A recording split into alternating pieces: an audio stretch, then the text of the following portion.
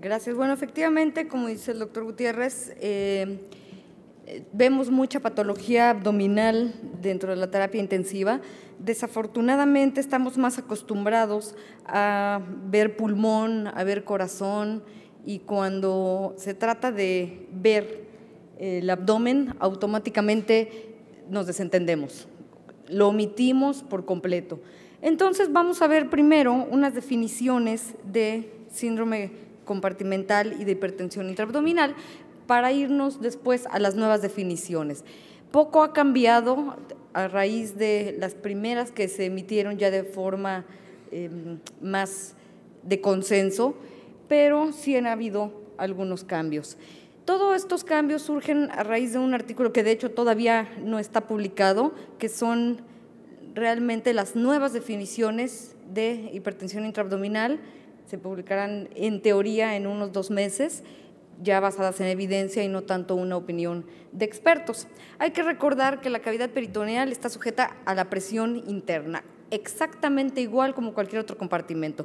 Nadie duda que cuando tenemos neumotórax a tensión hay que descomprimir. Nadie duda que cuando tenemos una pericarditis también con un derrame pericárdico a tensión hay que descomprimirlo. Cuando tenemos hipertensión intracraneana con un componente de hipertensión también hay que descomprimir. Igual sucede con el abdomen. ¿Y cuándo es que tenemos hipertensión intraabdominal? Cuando la presión… Cuando la presión intraabdominal aumenta por arriba de la presión de perfusión tisular. Y es entonces cuando tengo compromiso en vísceras y en las demás estructuras vasculares. Y si aumenta esta presión intraabdominal, voy a tener hipertensión intraabdominal. Un síndrome compartimental abdominal me va a llevar a una falla orgánica múltiple que sin tratamiento me va a llevar inevitablemente a la muerte. Y todo esto, obviamente, con deterioro cardiopulmonar, renal, neurológico, gastrointestinal, hepático, etcétera.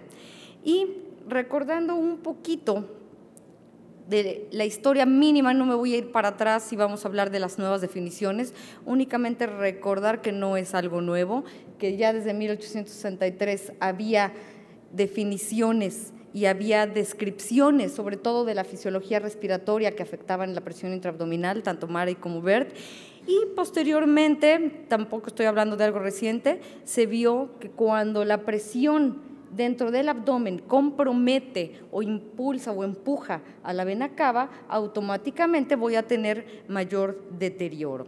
Y si tengo este deterioro, también se vio que al haber compromiso hemodinámico hay compromiso en la formación de orina. Mientras más presión intraabdominal, menos formación de orina. Y finalmente, tampoco reciente, en 1890, ya se empezó a medir, por primera vez se dieron números de 27 a 46 centímetros de agua, me alteran la capacidad de expandir del diafragma y esto puede provocar muerte.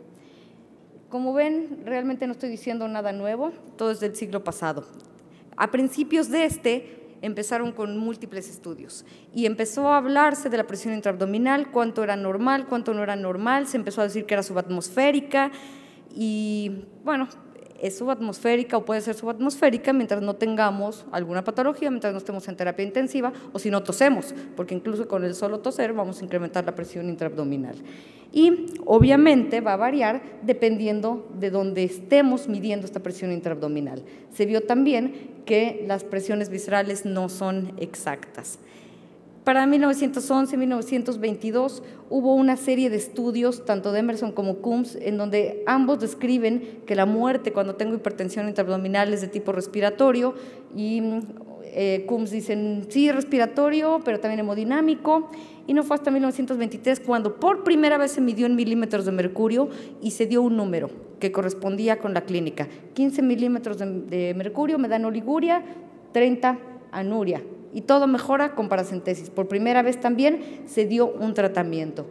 Hasta que se publicó el artículo de Bradley fue cuando realmente se tomó el abdomen como un solo compartimento y empezaron a hacerse los estudios, ahora sí un poquito más estandarizados. Ya en una era contemporánea, a raíz de un artículo que publicó Crohn de cómo medir la presión intraabdominal utilizando el pubis como un punto cero, cuando todos estábamos acostumbrados a utilizar la línea media axilar como punto cero para todas las mediciones. Aquí era aparentemente el pubis, y Crohn publica un artículo que después Michael Chikrin modifica, y es el que todo el mundo conocemos: cómo utilizar una llave de 3 vías en una sonda urinaria para medir la presión intraabdominal. Y ahí empieza realmente el problema, porque a raíz de entonces surge una serie de definiciones, una serie de recomendaciones, y se empezó a ver que había que medir esta presión intraabdominal, y surge una serie de artículos, cualquier cantidad de publicaciones, y se da algo así como una epidemia de hipertensión intraabdominal. Todos los pacientes tenían hipertensión intraabdominal, todos los pacientes había que medirles la presión intraabdominal, y a todos queríamos que los descomprimieran, automático. Pues evidentemente no es tampoco lo que debemos de hacer. Y la mayoría de estos estudios fue en pacientes con hemorragias masivas intraabdominales. Surge el término también cirugía de control de daños y reanimación masiva. Y todo esto en combinación empeora esta epidemia. Y no se tienen que quedar nada más en definiciones, sino que tenemos que sacar unas recomendaciones para ver qué podemos hacer al respecto. ¿Por qué tenemos que ponerle atención a la hipertensión intraabdominal? Porque todo se daña gastrointestinal, hepático, cardíaco, sistema nervioso, pulmonar y renal. Y entonces, ¿qué es lo que sucede? Tengo un paciente que uno pensaría, tengo una pancreatitis, tengo un problema abdominal, tengo una cosa espantosa en el abdomen. Pues no, era una cirugía de revascularización coronaria con amplia reanimación hídrica. Como pueden ver, evidentemente, no tenemos nada de pulmón, todo está siendo comprimido por el diafragma automáticamente, y evidentemente no tenemos una expansión torácica. Cabe mencionar que este paciente con hipertensión intraabdominal grado 3 y síndrome compartimental abdominal secundario se murió enfrente de nosotros porque no quisieron hacerle nada, porque aparentemente no tenía nada en el abdomen, era un paciente cardíaco. ¿Qué es lo que le pasa al pulmón? Todo esto, y no me voy a meter a describir cada uno de ellos. Lo único que vamos a decir es que si se eleva el diafragma, automáticamente todas las presiones dentro de la cavidad torácica se incrementan, con todo lo que esto implica, incluyendo la disminución en la capacidad residual, atelectasias y todo lo que ustedes ven, que se traduce en hipoxemia, en hipercapnia, en dificultad para ventilar y en dificultad para el destete. Y creo que una imagen vale más que 1000 palabras. Podemos ver aquí, que no sé cómo le hacemos para que corra el video, o hay que… Ahí está. Una en tiempo real sin síndrome compartimental abdominal y una con síndrome compartimental abdominal. Y evidentemente no tenemos que decir que hay diferencia, que tenemos una compresión, que tenemos una zona de abajo más comprimida, que tenemos atelectasias, tenemos derrame pleural y tenemos una serie de compromiso a nivel de hipoxemia, de hipercapnia y todo lo que ustedes gusten y manden, con cortocircuitos, etcétera. Ahora, ¿cuál es el problema? Ustedes me dirán, bueno, sí se afecta, pero tenemos que ver cuánto se transmite de la presión dentro del abdomen al tórax. No todos los tórax son iguales, no todos los abdómenes son iguales, y obviamente en algún momento nos atrevimos muy arriesgadamente a decir que el PIP óptimo debía de incluir el 50 al 60% de la presión intraabdominal para compensar tipo autopip. Sin embargo, esto obviamente ya lo corregimos. ¿Por qué? Porque no en todos los pacientes se transmite igual, y existe ahora ya el término de distensibilidad abdominal. Primero, antes de saber cuánto poner extra, tenemos que saber cuánto se transmite de presión del abdomen al tórax. Y este es un ejemplo muy fácil y que todo el mundo puede llevar a cabo. Tengo aquí presión arterial, la presión intracraneana con monitor de PIC, la presión intraabdominal y una PVC, una presión venosa central. ¿Qué sucedió en este caso? Aquí lo que hicimos fue que la presión intraabdominal con solo comprimir subió de 2 a 8. Al subir de 2 a 8, la presión venosa central sube de 7 a 10. Y no nada más eso, sino la presión intracraneana sube obviamente también. ¿Y qué hacemos entonces? Y esto es lo que estamos fomentando que se haga en los pacientes para saber si realmente la presión intraabdominal ¿tiene repercusión o no tiene repercusión? Vamos a ver cuánto se transmite y sacamos el delta de PVC, o sea, cómo se generó la PVC después de la compresión, y lo dividimos entre el delta de presión intraabdominal. Y tenemos que en este paciente, por lo menos, tengo un índice de transmisión abdomino-torácica del 50%. Y si hacemos lo mismo, pero con la presión intracraneana, tengo una transmisión del 83%. Y esto va a variar dependiendo de las condiciones de cada paciente. No va a ser nunca lo mismo un abdomen distendible de un paciente que previamente era obeso y adelgazó y tengo una pared que se expande a una persona con un abdomen totalmente rígido. Y entonces tenemos que hacer estos cálculos en todos los pacientes. Y evidentemente, si ya dijimos que incrementa la presión intracraneana, disminuye la presión de perfusión cerebral, flujo sanguíneo y todo esto. Hay de hecho 3 trabajos que vi, 2 de ellos del Hospital Juárez me parece, en donde se midió saturación yugular venosa y vemos cómo se afecta con la presión intraabdominal. No sé si hay alguien de los presentes que hicieron estos trabajos, pero evidentemente vemos una repercusión muy alta en la presión intraabdominal en el cerebro. Y no nada más en el cerebro, a nivel cardiovascular. Si yo tengo una compresión de la vena cava y tengo alterado un retorno venoso, tengo una disminución en mi gasto cardíaco, consecuente volumen latido disminuido, resistencias vasculares altas, todo por consecuencia de la presión intratorácica elevada y evidentemente presiones de llenado falsas. ¿Cuál es el problema aquí? Todos estamos acostumbrados a medir presión capilar pulmonar, presión venosa central o lo que quieran para valorar volumen. Aquí el problema es que estas presiones se elevan de forma falsa y no tengo un índice confiable que me diga si tengo un volumen de llenado adecuado. PCP y PVC evidentemente no me funcionan, hay que vigilar el gasto cardíaco porque si yo reanimo hídricamente a un paciente para mantener presión venosa o presión capilar pulmonar, lo estoy deteriorando y además falsamente me va a decir que está elevada cuando ni siquiera lo está. No tengo un índice confiable de volemia en general y menos cuando tengo hipertensión intraabdominal. ¿Qué pasa a nivel renal? Todo, si ya tengo un flujo sanguíneo disminuido y un gasto cardíaco bajo, una tasa de filtración disminuida, pero además comprimo directamente los vasos renales, aumento las resistencias, aumento la presión intratubular y tengo oliguria y anuria. Muy probablemente es la primera cosa, el primer síntoma que vamos a ver cuando tengo hipertensión intraabdominal es oliguria o anuria. Gastrointestinal, ¿qué sucede? Todo.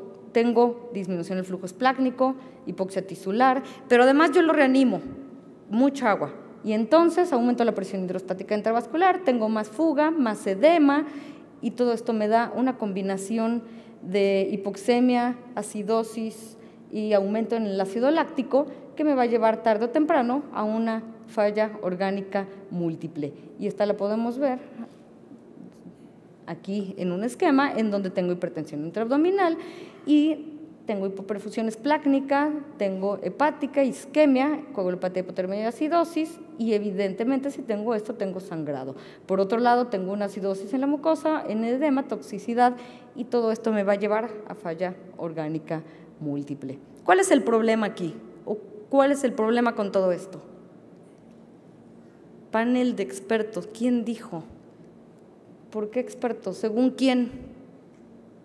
No es basado en evidencias. Es un grupo de gente que nos juntamos y dijimos, así se hacen las cosas. ¿Y cómo por qué? Entonces, esto se ha modificado y lo hicimos basado en evidencias, porque evidentemente no está bien recomendar algo si no hay unas bases de donde lo sacamos.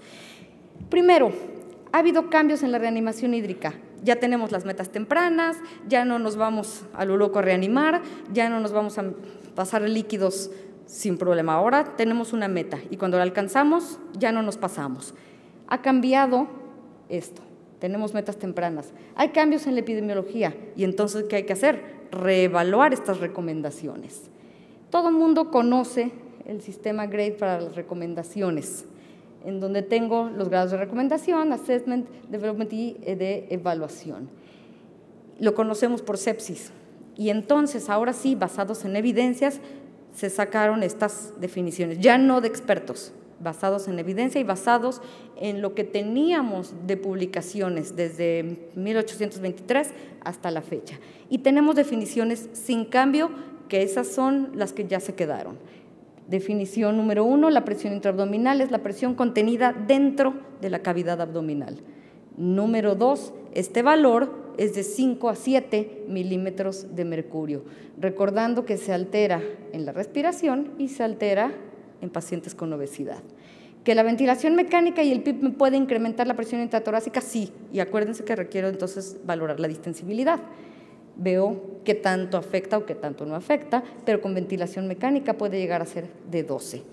¿Qué otra definición tengo? Se debe de medir al final de la expiración, no en el pubis, sino en la línea media axilar, como cualquier otro parámetro hemodinámico. En supino sin contracción de músculo abdominal y con la línea media axilar como punto de referencia. ¿Cómo la voy a medir? ¿Con una mano? ¿Con 2 manos? ¿Con una cinta métrica? No sirve nada de esto, ninguna de estas. Nadie utiliza una cinta métrica para medir el perímetro de la cabeza, ¿verdad? A ver si incrementa la presión intracraneana o sí. Bueno, espero que no. Tampoco aquí, pero cuando hay muchas formas de hacer algo, ninguna es real. Mientras no exista un estándar como tal, ahorita, no estándar de oro, pero estándar de práctica actual, es intermitente, indirecto, intravesical y con instilación de 25 mililitros, más de 25 mililitros, y si yo hago una curva de presión-volumen, que todo el mundo conocemos en el pulmón, pero la hago en la vejiga, voy a tener cambios. Cuando aumento más de volumen instilado, se me va a incrementar la presión, aunque no tenga incremento en la presión intraabdominal real. Y en niños, menos de 20, menos 1 mililitro por kilo si son de menos de 20 kilos, y si no, se adapta como si fuera adulto. Definición 4. El estándar de práctica actual utiliza menos de 25 mililitros, y sí está basado en evidencia, no es porque se nos ocurrió el número, es porque tengo un punto de inflexión inferior en la curva de presión-volumen de la vejiga, que más allá de 25 me dispara la presión intraabdominal. La presión de perfusión abdominal, haciendo analogía con la del cerebro, a media menos presión intraabdominal. La hipertensión intraabdominal se define como mayor a 12 milímetros de mercurio o menor a 60 milímetros de mercurio de perfusión abdominal. ¿Por qué digo mínimo 3 mediciones, 4 o 6 horas de diferencia? Obviamente porque si el paciente tose o el paciente tiene algo en el circuito o el paciente se despierta o el paciente tiene dolor, esto me va a incrementar. Entonces tengo que tener una correlación y no un número aislado. La famosa clasificación de Borch, ni se fijen, es de centímetros de agua. Esto no existe.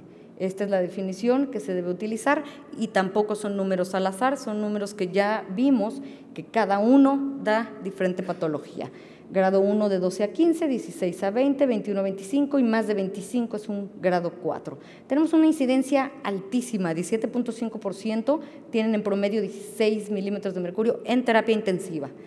Obviamente incrementa cuando se trata de pacientes quirúrgicos o disminuye cuando son pacientes electivos. Tengo también como definiciones sin cambios, no me interesa la crónica, como es el embarazo, como es un tumor intraabdominal en el cual se va adaptando poco a poco. Me interesa la aguda y la subaguda. La hiperaguda tampoco, si ustedes tosen va a incrementar la presión intraabdominal y no por eso voy a tener repercusión. Tengo síndrome compartimental abdominal cuando tengo 2 de las siguientes: presión intraabdominal mayor a 20 o presión de perfusión menor a 60, pero aquí va lo importante, con falla orgánica previamente no existente y que podemos asociar a esto o que no podemos asociar a alguna otra causa previa. Sin cambios, el primario es, si yo tengo una pancreatitis, una lesión intraabdominal o una cirugía de control de daño, un aneurisma, es primario. Si tengo una reanimación exagerada, si tengo fuga capilar, si tengo sepsis, tengo un secundario. Y algo importante, el recurrente. El primario nadie tiene duda, evidentemente puede ser ya operado o sin operar, pero de origen abdominal. El secundario, como el que les mencioné, una cirugía de revascularización coronaria, ampliamente reanimada. Y el recurrente, ¿qué pasa cuando tengo un abdomen abierto? Si no mido la presión intraabdominal, esto puede incrementar todavía. El recurrente es cuando yo tengo un síndrome compartimental abdominal, ya sea primario y secundario, y se presenta de nuevo. Si está el abdomen abierto, tengo que medir la presión intraabdominal. ¿Qué condiciones predisponentes hay? Muchísimas, y no me voy a meter a mencionar cada una de ellas por dos razones. La siguiente plática va a hablar de las condiciones predisponentes, acordarse que estas son las que normalmente manejamos nosotros, y en segundo lugar, porque se está haciendo ahorita ya un estudio randomizado, controlado y aleatorizado para evaluar qué papel desempeña cada uno de estos factores predisponentes, entonces no los vamos a mencionar. ¿Qué definiciones nuevas tenemos? El síndrome policompartimental. ¿A qué se refiere policompartimental? 2 o más compartimentos que tienen presión elevada. ¿Y por qué lo mencionamos? Porque estamos conscientes que cuando tenemos un paciente politraumatizado que cursa con lesión abdominal, tenemos la mitad de estos pacientes tienen chance también de tener trauma craneoencefálico. Entonces, si tenemos 2 compartimentos afectados, se llama síndrome policompartimental. El término que les estaba yo diciendo, complianza o distensibilidad abdominal, me regreso, en el cual la capacidad del abdomen para expandirse va a depender qué tanto aumenta o no la presión intraabdominal y está determinado por la elasticidad de la pared del diafragma. Igual que la definición en tórax, es un cambio en el volumen abdominal secundario a un cambio en la presión intraabdominal, y para eso necesitamos medir el índice de transmisión tóraco-abdominal para ver qué tan distensible es este abdomen. Y para todos los que no somos cirujanos, que supongo que somos la mayoría de los que estamos aquí, ¿qué es abdomen abierto? Abdomen abierto, unos nos lo imaginamos así, otros con bolsa de Bogotá, otros con BAC, otros con dispositivos. Abdomen abierto es un abdomen que requiere un cierre temporal debido a que la piel y la fascia no se cerraron durante la cirugía, nada más. Independientemente si le ponemos bolsa de Bogotá, si no le ponemos bolsa de Bogotá, si nada más lo afrontamos, cualquier abdomen que no se cierre al 100% se considera abdomen abierto. Y la clasificación de abdomen abierto, no tenemos esto igual que esto, y son diferentes, uno que tenga fibrosis, un abdomen congelado, que tenga fístula, a un abdomen que está profilácticamente abierto pero con una bolsa nada más. Y entonces tengo como clasificación propuesta 1A, un abdomen limpio sin fijación, 1B, sin fijación pero contaminado, 2A, limpio pero desarrollando fijación, 2B, contaminado desarrollando adherencias, 3, congelado completamente fijo, y el peor de los escenarios, cuando yo tengo una fístula enterocutánea.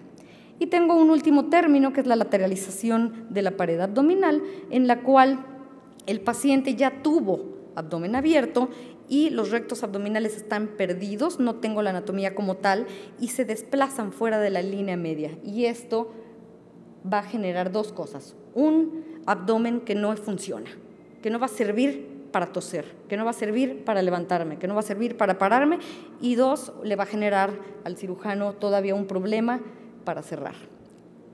Y las recomendaciones las veremos después. Por ahora, nada más antes de darle la palabra al doctor, hacer hincapié que América Latina es el 15% del mundo y habemos como 3 personas inscritas en el Congreso de Síndrome Compartimental Abdominal en toda Latinoamérica. Por primera vez se va a hacer en Latinoamérica el año que entra en Cartagena, y sí es propaganda para que se inscriban y vayan. Va a estar en conjunción con el Congreso Nacional de la Asociación Colombiana. Gracias.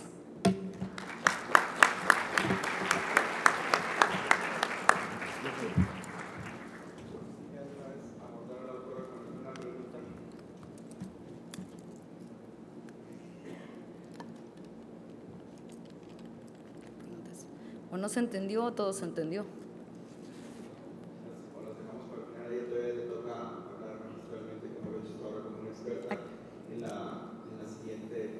Acá hay una pregunta.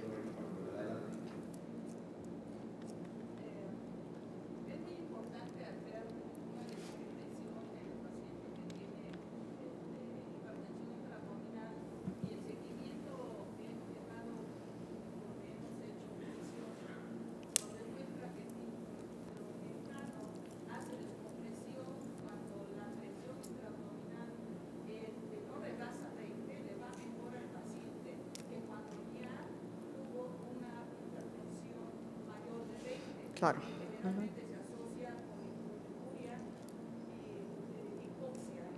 Exacto.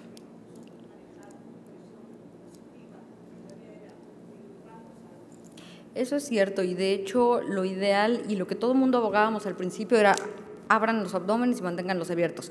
Ya vimos que tampoco hay que ser tan drásticos porque tenemos algunas formas de bajar la presión intraabdominal transitorias, no del todo definitivas, pero sí efectivas y menos drásticas. Ningún cirujano nos hacía caso de abrir a todos los pacientes.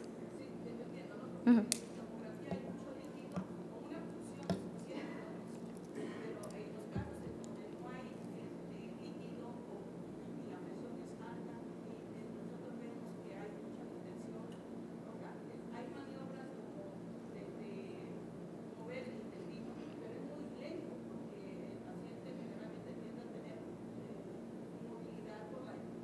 Claro. Y de hecho todos estos métodos los vamos a mencionar en las recomendaciones de qué sí hacer y qué no hacer, ¿no? ¿Alguien más? Nada más. Gracias. Si quieres, quédate por acá.